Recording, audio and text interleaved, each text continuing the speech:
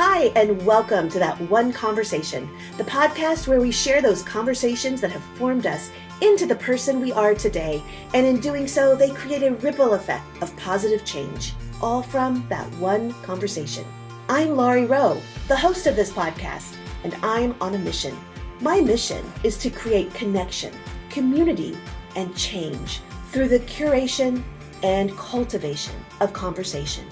Join me each week as my guests share about that one conversation that changed their lives, because it might just change yours too. I'm really thrilled today to get to interview one of my favorite people in the entire world, and that is my dear cousin, Karen Cook. We grew up together. If we could have been sisters, we probably would have been, although sadly we don't talk enough every day right now that we would eligibly be sisters. But I love my cousin Karen. She is just an incredible person. So welcome today to That One Conversation, Karen. Thank you so much. I'm really excited to be part of your new podcast. One of the reasons that I wanted to invite Karen to be a part of That One Conversation is because Karen has had some pretty incredible things happen in her life over the last probably 10 to 15 years that have really shaped her into the person that she is. We've dialogued a little bit, and when she was willing to come on and share about that one conversation that she had, I've learned more about how that one conversation that she's had in her life really has formed her into the person that she is today, and I think even the person that she's becoming. I'm really thrilled to bring this conversation to the world today because I think that Karen has so much to offer and so much perspective on specific circumstances. So I'm going to just start this conversation, Karen, with you sharing with us about that one conversation that changed everything for you. And I'd like for you to set it up. Where were you living? How old were you? And then transition into who it was that gave this conversation to you. What was the conversation? And then we're going to talk about what that conversation meant for you. So this conversation happened when my family and I were living in Stockton, California. We lived there for only about 18 months. And so I can sort of narrow it down to age 11 or 12. I was in 5th and 6th grade during that time. I had the same teacher for 5th and 6th grade, Mr. Jerry Chandler, and he was a really important person to me, and he had huge influence over me at that time in my life. He was just a really wonderful man. He was also a pastor and just a fantastic teacher, and he just was very encouraging. So the conversation happened one day when the classroom was apparently pretty rambunctious, and he had to get on to everyone and tell everyone to settle down. And I was always very sensitive to being in trouble. I couldn't stand to be scolded or for anyone to think negatively of me in any way. And I hadn't actually gotten in trouble, but I thought I was in trouble because everyone was in trouble, and I just started crying. So he took me out in the hallway. And I don't remember his exact words, but he said at first to me that I hadn't done anything wrong and he didn't want me to think that I should be upset, that he was not upset with me. And then he said to me that I was just very special and he knew that God had really big plans for me someday and that he was going to use me in a very special way. And just never forgot that. That was the most encouraging thing that he could have said to me in that moment or any other moment. So what do you think were the circumstances in your life that made those words at that moment really stand out to you? Well, I was definitely already really close to the Lord at that time in my life, and I was seeking him. I had a quiet time every day. I was praying and reading my Bible every day. So I was really ripe for that kind of encouragement. And I think, we're from a family of high achievers, and our family business is ministry. And so, I was already thinking, like, where do I fit into this picture of what our family does? We have a lot of music in our family, and I was at that time doing a lot with music. So, of course I had in my mind that specifically, that maybe music was in my future, maybe ministry was in my future. There were a lot of things that I could see turning into something that seemed really important, but I probably wasn't expecting that so much until Mr. Chandler said that. And then it just kind of fit into the way that I wanted to see myself, and I wanted my life to be that something that counts for God, and also probably common to a lot of kids, just wanted to have big plans for my future. So that was something pretty much anyone wants to hear at that age, is that they're going to do something important with their life. That's pretty much what I remember of my mindset at that age. For those that don't know how Karen and I are related, we're first cousins. Our dads are brothers. Karen mentioned, and I think it's a little funny, but it's ridiculously true, that the family business has been ministry. For both of us, our dads were at different times in their lives and in our lives in full-time ministry. In addition to our dads being in ministry, our grandfather was also a pastor. We just grew up in the church where that was our livelihood. That was what we knew. And so I could see on one hand, it could have been received, of course, God has something special for me. But it sounds like that conversation was really aha. My eyes have been lifted and seen that God actually does have something special for me. Yeah, I would say that being in our family, there was an expectation from my parents. My parents were so encouraging to me when I was growing up, and I always knew that they thought I was special and would do something special. But for this person, Mr. Chandler, to say that to me just had a lot more weight because he didn't live with me. He didn't know the ins and outs of my personality in that way. So for him to have seen something special in me, and I thought he was so special, and he didn't have the bias that our family members would have. As a parent, I'm always telling my children, God has something so special for you. You are made for a purpose bigger than what we could ever imagine. I mean, I have so many affirming ways of reminding my children of who they serve and why they serve and that God has something for them. It's interesting because I'm thinking about a gift that one of Carter's teachers gave him when we left Virginia, and he really cherished it. It had a phrase on it that was very affirming. It was so personal for him. And I think when that person outside of our family or outside of our norm that we really respect gives us a conversation like that, it carries weight that we can't imagine until we receive that, you know? It's different than coming from our parents. So what's interesting, though, is that you mentioned you thought maybe you would go into ministry yourself or that you would maybe be a musician. And yet that's not the career path that you pursued coming out of high school and going into college. Tell us a little bit about how that conversation did or didn't impact the career path that you then pursued. I think it has impacted me pretty much every day and every decision that I've made. When I was 11 or 12, I only knew the world of ministry. So I just thought, I love God, that surely that I was going to be in vocational ministry. And for a woman, that pretty much meant be a missionary. So I thought for many years that I would be an overseas missionary. And I thought I would go into some sort of medicine, like veterinary medicine or human medicine, and go as a physician because I developed a love of science when I was in high school. And the love of music kind of fell to the side, and I really just branched out into an area that our family did not know, which is science. But when I was in college, just kind of followed my heart. I've always asked God to align my heart with His so that my desires were His desires, and then I could just follow my heart, knowing that I was following His will. And that kind of led me into science. So I ended up pursuing a degree in neuroscience. And then from there, I got a job at Pfizer doing research and development for several years. And then from there, I went on to do some other jobs within the life science industry using my neuroscience background, but also doing some more business and consulting type roles that needed my technical knowledge. And that is the career that I ended up in. And it wasn't ministry at all. But I still felt like my mission field was my coworkers. People who believe in biology tend to think that we came from a bunch of goo originally, and then of evolution as origin of species.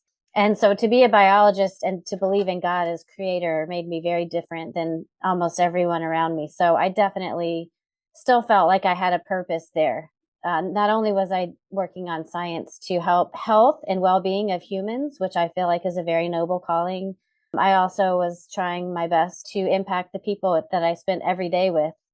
And I was able to have some impact in people's lives for the Lord. So I always felt like I still had a purpose. It just didn't necessarily fit into like the family mold that I had come out of, if that makes sense. Yeah, it makes a lot of sense. And I think that when you live with the overarching belief and understanding that God has something special for you and God is using you, like you said earlier, you live every single day believing and knowing in your core being, I'm here for a purpose. I'm here for something that, God is leading me. God has a blessing on my life. And even the prayer that as a high school and college student you would pray, that let your ways be my ways. As children, we knew each other and loved each other and were in each other's lives. I can testify that you did have such a heart for God, a pure heart. You were always in pursuit of righteousness and what was right and pure and holy and of God. I went to a Christian college. You went to Auburn, and you went on and did graduate work in the state school system as well in Florida. I so admire that in non-Christian environment, your pursuit of God, your desire to serve him, your willingness to pursue his ways and to make his ways your ways is so amazing, because not everybody, especially people that do grow up in the home of a minister, not everybody pursues his ways. And so it's so clear to me that God has always had his hand on you and has always had something so special for you, because in that world of science, of the brain, you are so uniquely gifted. God gave you that gift. He had something special for you in that community. And I want to dig a little bit more into the neuro side of your studies, because this is something that you and I text about, from time to time about the brain, because I have limited knowledge of the brain and you have so much more intimate knowledge of the brain. And thinking about the part of the brain that is kind of your expertise, would you put a little flesh on that? And then I want to transition over to kind of what's happened over the last 10 to 15 years and why that's perhaps a bit more ironic. Sure. So a lot of people think of neuroscience at sort of the brain level and looking at different parts of the brain anatomically and understanding what they do. But my specialty was much more on the molecular level. And I was actually studying, for the most part, I did a lot of things, but my expertise is in a kind of protein called an ion channel, which conducts electricity in the brain. And that is how the brain works.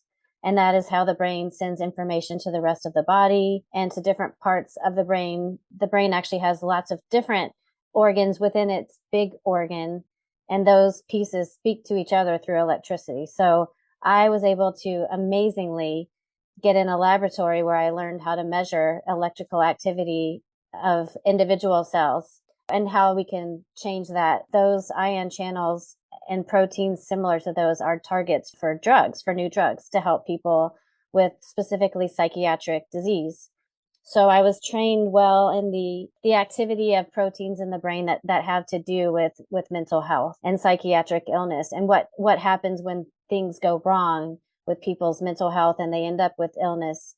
I was very blessed to be trained in those areas so that I have a pretty decent understanding of the biological basis of mental health and mental illness.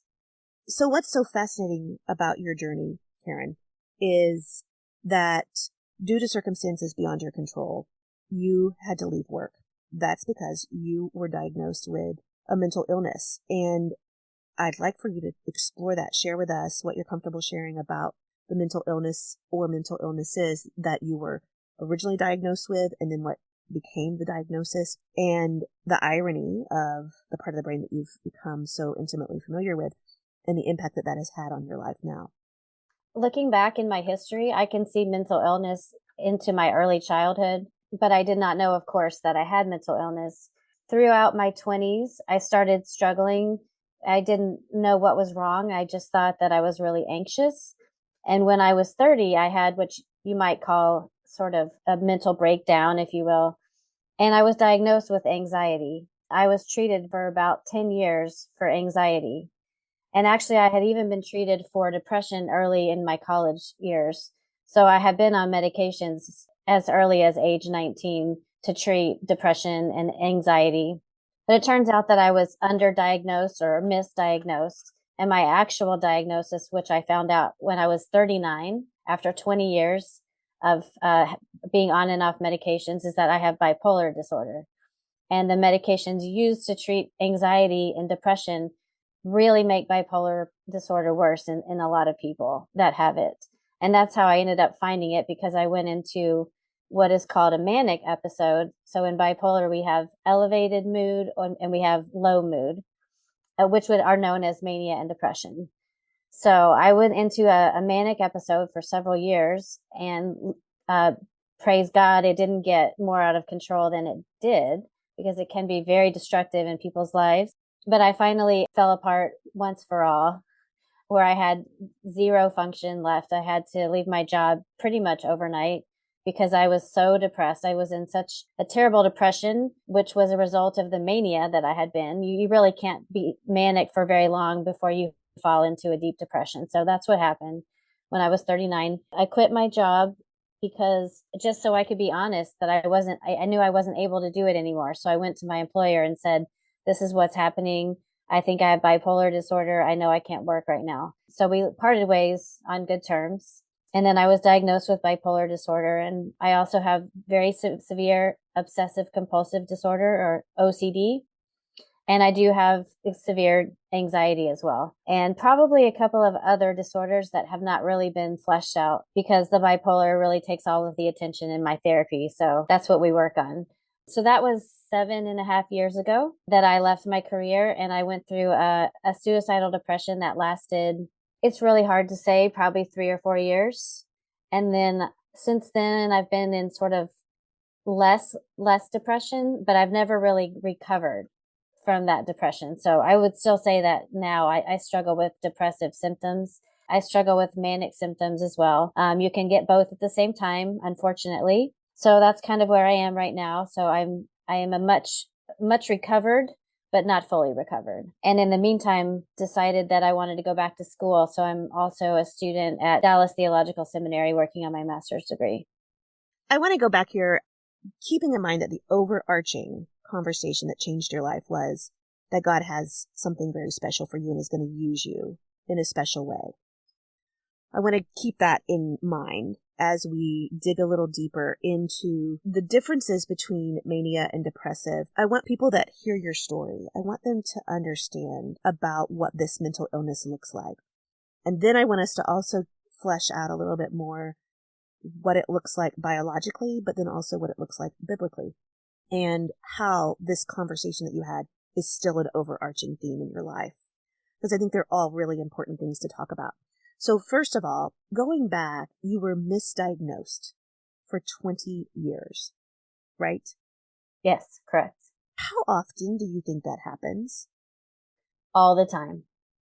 Especially with bipolar disorder. It's very hard to diagnose unless you have a really extreme manic episode. And some people do have that starting around age 17 or in their early 20s, where they will be very obviously manic. But I have type 2 bipolar disorder. And what I have is really characterized as hypomania, and hypo just means less. So it's less extreme mania. What would be an example of your hypomania? Mania in general is increased energy, less sleep, a lot of vigor. That's how I would characterize myself. I just have more vigor that I can apply to everything in my life. So I work more hours. I sleep less. I try for bigger and bigger goals in my life. So for instance, when I've been manic, I do a lot of running. And so I've run many, many full marathons during manic episodes. I don't tend to run those when I'm not manic. But when I'm manic, I just want to achieve more. I want to do more. I have more energy available to apply to whatever it is that's important to me at that moment. But since I'm such an overachiever anyway, these characteristics seem like Karen to everyone. So including myself. So it's really hard for a doctor who doesn't know you to diagnose you with bipolar when you're not having full out psychosis, which is like hallucinations or delusions. It's hard to characterize a hypomania.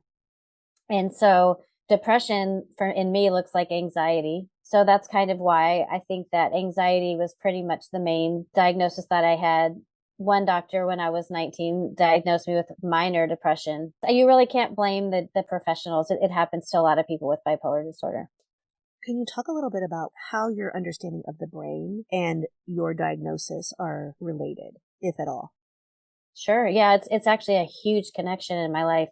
You may be aware that in the church and in our society in general, there's a lot of stigma associated with mental illness. And a lot of people in the church think that people who with mental illness actually just have a spiritual problem. And that if they get right with God, if they pray, if they repent, that things will get better. But since I was trained from the age of like 22 about the biological basis of mental illness, and there is actually dysfunction in the brain, physiological dysfunction that has nothing to do with your spiritual life. And when those things go wrong, it's like having high blood pressure, it's like having diabetes or cancer. It's just that your body is not functioning the way it's supposed to. And I became convinced of that long before I knew that I actually had that problem, secure in God that that is the way it happens. So that when I received the diagnosis, I did not for one instant think that I was sinning, that there was something in my life that was spiritually wrong. God always gave me that assurance that that was not the case, that this was a real illness, just like any other illness, and that I needed to deal with it in that way. And that also that it's really important for me to share this in the church with people who are mentally ill or with family members of people who are mentally ill, to help them to understand that this is not something to go to the person and say, you just need to pray more, or, you know, you need to get right with God. What's wrong in your life? You can't do that to people who are suffering to such a degree from mental illness. You know, to have someone come to you and say those things is terribly painful. And it has happened to me, but I have no problem defending myself and defending others in this way. Yeah, and we talk a lot about my daughter Daisy, and she's been diagnosed on the spectrum. She also has a lot of anxiety. She's had 2 surgeries for her brain condition that she has. I think mental illness is one of those conditions where externally everything looks fine.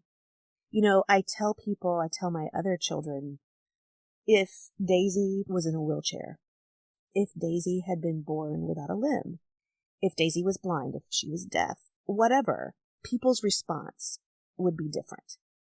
But because it's in the brain, which you cannot see, you assume the person is quote unquote normal until you begin to realize they're not exactly normal, whatever normal is. As a mom, it's so hard because I see beyond the external. I know what's going on inside.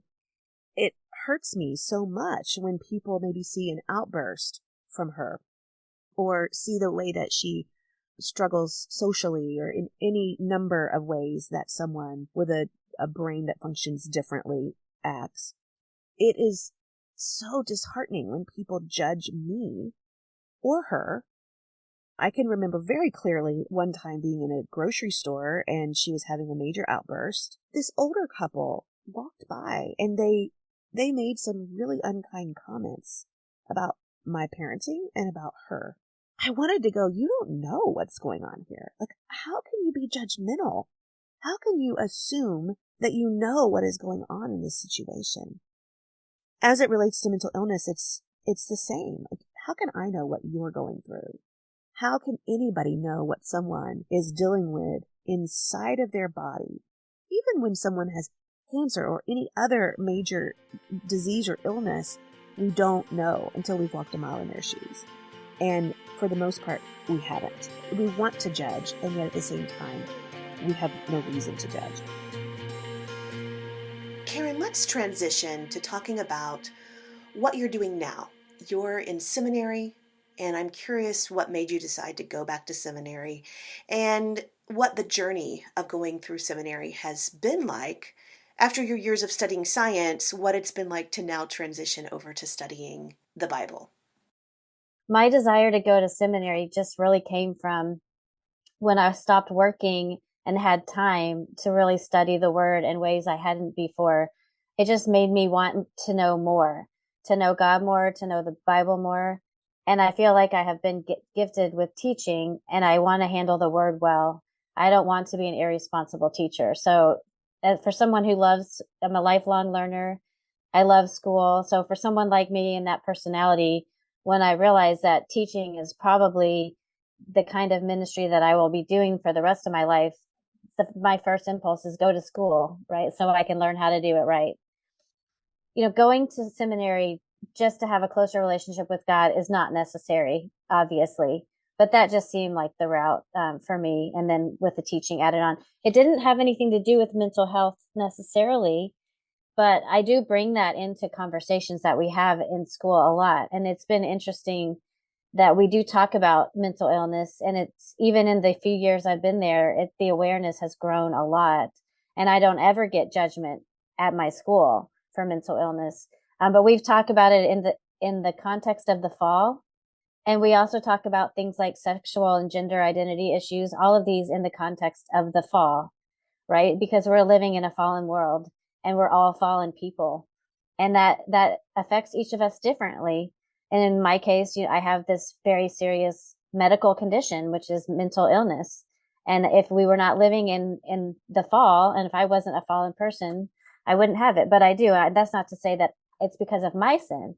It's because of Adam's sin and because of all of our sin that we live in a fallen world, and that we're each affected. Daisy is affected because she's living in a fallen world.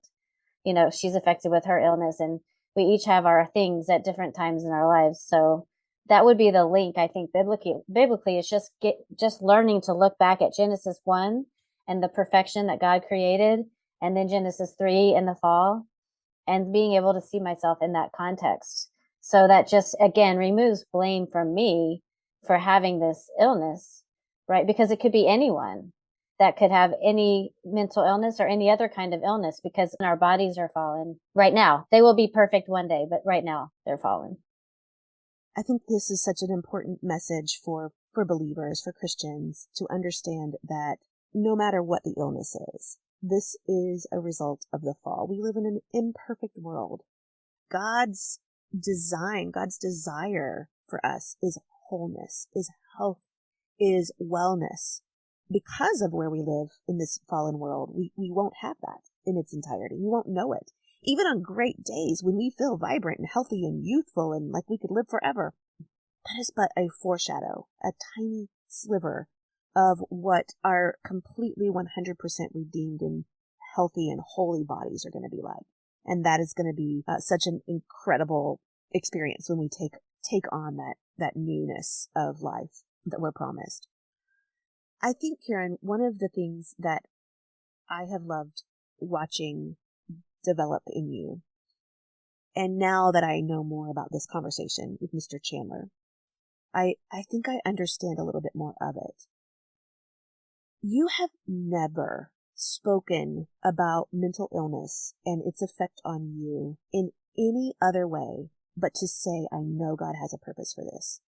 There are not a lot of people that can so confidently be in pain and at the same time know that God has a purpose.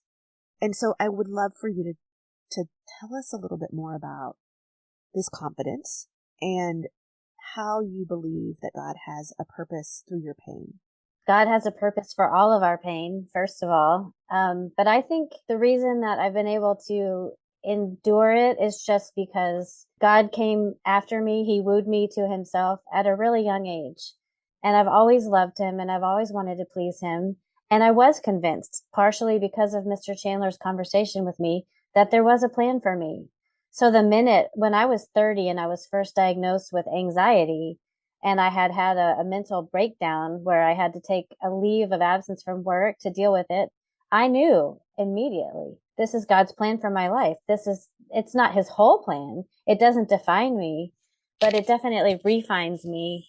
And he has a purpose in it for me personally, and that I grow through my suffering in him, and there in ways that I could never grow. I grow in him, closer to him. I see him differently because of my suffering.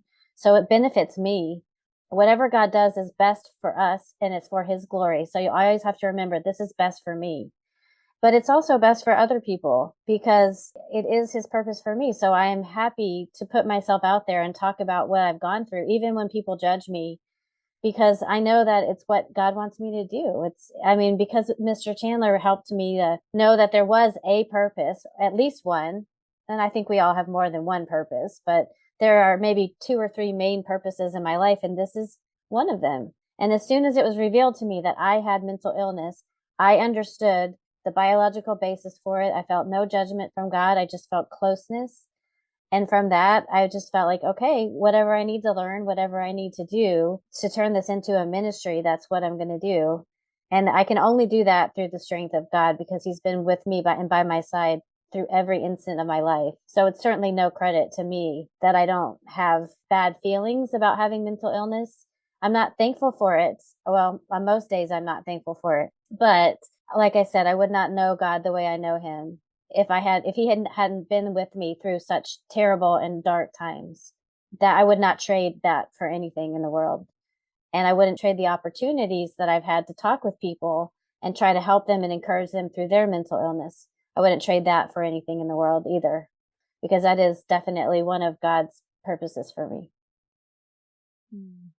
I love everything that you've said. What's even more remarkable to me is that you said, when I was first diagnosed with mental illness, I knew immediately there was a biological reason for this. So I never, ever even thought about judgment. What a gift God gave you. He had already prepared you to know, hey, this is how it works in your body, in your brain. This is what's going on. And I created you, and you know this. And then that you could shift into healing. You could shift into knowing that you had a purpose. Really key era of your life was going to become pivotal in what you're doing for the kingdom. I have a couple other questions or thoughts. I know that several times you've told me that you believe God is calling you and equipping you for the next season of life and of ministry. And that's speaking and sharing about your story and teaching. And I wonder if you could talk a little bit more about this and what that looks like in your life. Well, and there in so many ways, I have no idea what's going on. And in so many ways, it's very exciting. So I don't know what the end result will be for me. And God taught me surely not to plan too far ahead, because he sheds light on my path just one step in front of where I am. He doesn't show me 5 years out or 10 years out. He shows me the next minute, the next day. So I'm waiting until when I finish my schooling, and I'm not sure when that will be, because I don't really want to stop going to school, even though I graduate in May, considering going further. So we'll see. But I believe that I've been gifted teaching, and that I've always had the ability to teach. And I could have done it as a school teacher. I didn't, but I did actually teach in graduate school and as a teaching assistant. And I think it's something that just comes naturally to speak and write. And I'm so passionate about the Word of God that I want nothing more than to be able to handle it well, as I mentioned earlier, and to be able to teach it to others.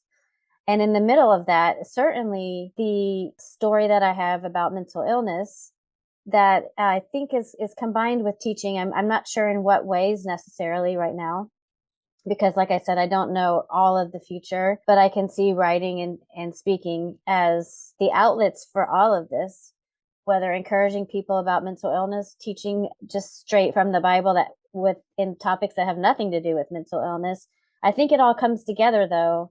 And what's been really exciting in the last 6 months to a year in school is that I've started going back to my undergraduate degree, which was in zoology, actually. And I've started using zoology in as teaching tools and illustrations. And so when I set up teaching now in my classes for projects and different things that I have to do, I've been bringing in my zoology background and combining that with theology from the Bible. And it's really exciting because it seems like no one else does that. And I didn't know. I just started using illustrations I'm passionate about. And I'm so passionate about life, about biology, about zoology, which is animal life. And so I've just been able to go back and find parallels in the Bible with God's creation. I've been looking at killer whales, and they are very social animals, and they're able to be the apex predator of the ocean, which means they're the top of the food chain. And they can take down things as large as a blue whale, which is like the size of 10 city buses. I mean, it's a huge animal, and the killer whales are nowhere near that size, but they come together as a group in unity, perfect unity. And it is absolutely fabulous what they can accomplish. And I've been able to draw parallels with that to the book of Ephesians, where God talks to us about being unified as a church body, as his body, and working for him. And my point is, if these whales can accomplish what they can accomplish through unity, what can we do? as Christians if we would just be unified in the way that God calls us to be. So that's an example of one biological parallel. And I've been looking at humpback whales because they sing songs that are very complex and just talking about creation, always praising God and singing to God. So that's my next project. And I'm just looking, I have a list, like 20 or 30 ideas of biological things that are God's creation that shows humans ways to move forward, like shows his design for us. We can look at his very creative design in the world around us and say, oh, I'm creative because my God is creative and he has made me. If he can do this with a lesser being, then we are, his prize of creation. And if he can do these amazing things in other parts of his creation, then what could he do through us? That is amazing. I love that. You'll love to know that Carter was telling us last night at dinner. So he's in debate. It just so happens that our pastor is the debate teacher this year for middle school. I mean, his whole life is a debate, it seems like. Carter's more advanced. This is his third year of debate. Carter gets the harder to debate sides of the coin.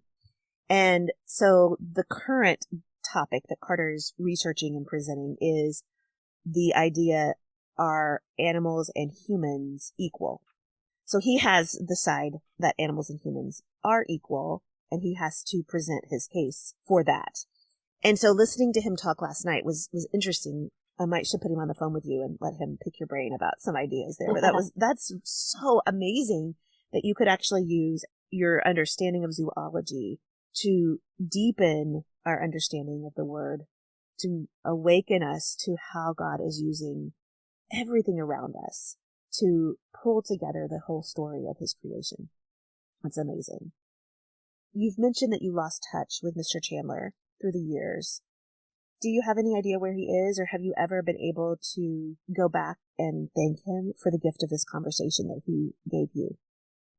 I haven't, but I did get in touch with his two daughters who are close to me in age. It's been a few years now, and I asked about him, and they said he was retired and doing well. So it's possible that I might be able to reach him. And I've thought about that a lot. Like if I could just talk to him or just send him a note in the mail or something to say thank you, I would love to, because he just has no idea the influence he had over me and how positive that was and how thankful I am. I would encourage you. That's what I call the paying it backwards. You go back and you thank that person for the gift of that conversation that really changes you. I love that Mr. Chandler, that day that he took you out in the hallway, he probably had no idea that the power of those words. Did he mean it? Yes, absolutely. But did he understand the power of that probably 1 minute conversation? What it was going to do in the life of this 11 or 12-year-old girl, and how it would become breath for you, life for you in ways that you never would have imagined. And I'm so grateful for my own selfish purposes that he gave that gift to you, but also for the purpose of just what God is doing in his kingdom through you. I'm so grateful that Mr. Chandler gave you that conversation and gave you that gift. It is such a reminder that our words are powerful. Our words are breath and life. And, yours is an illustration, going back to Genesis, that God, he's the one that spoke life. He spoke us into existence. He spoke this world. And so we know that the power of the spoken word is, there is actually not even a word that would describe how powerful the spoken word is. This is such an example of the power of a spoken word in the life of someone, especially someone young. So I'm grateful to Mr. Chandler for what he's done, and I hope that you will take a moment to track him down. It might take more than a moment. Send him a note or whatever it is. Call him. I'm sure he would love to hear from you. And tell him, what a gift that would be to him to know how his words impacted you. The simple way to look at it is what he gave me was a word from God. And he didn't know that he was the instrument of God that day, but that's what he was. And we can be that too. Absolutely. We can all do that. Now, I wonder, have you ever used those words and given that same conversation to anybody else? Have you ever said to somebody else what Mr. Chandler said to you? I think I came close in one situation. A friend of mine who's a new believer, she also has bipolar disorder. So at my church, when she started coming, they matched her up with me as a discipleship opportunity. And I told her on a few occasions how much I believed in her and how much I believed God had a plan for her. I didn't tell her exactly, in the same words that Mr. Chandler used. I hope that I relayed to her my belief that God could use her and change her and make something really precious of her life. I think that you have a unique understanding that God has a purpose and a plan for each of us. And reminding people of that from your mouth is a gift that people have to be received. So I hope that you will do that, because I look at you and I think, Karen knows that she's here for a purpose. And when you know that, you can share that with other people. Would you do me a favor? After today's episode, would you leave a review wherever you listen to podcasts? Those reviews are a form of podcast currency, and they will help others find out about that one conversation. I'd also love to hear from you. Hop over to my website, thatoneconversation.com, and you'll find all the ways that you can connect with me. In closing today, I want to remind you that one conversation can truly change the course of one's life. In a day and age where we can access people 24/7, there's no reason you can't call a friend, schedule a Zoom call, or meet someone for coffee to connect over conversation. Will you do that this week? Will you cultivate the conversations in your life?